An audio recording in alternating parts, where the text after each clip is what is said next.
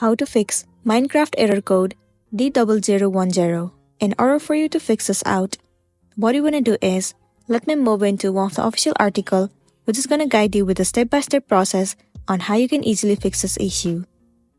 So this is one of the article which is going to help you out. The very first thing you want to do is to update your game version. Check the settings on your game platform to make sure you're receiving automatic updates and running the latest version of your game. Once done, the next thing you want to do is log out of your account and then restart the game. Sometimes restarting has also fixed the issue. If not, check your internet connection. Make sure you are connected to a stable Wi-Fi connection.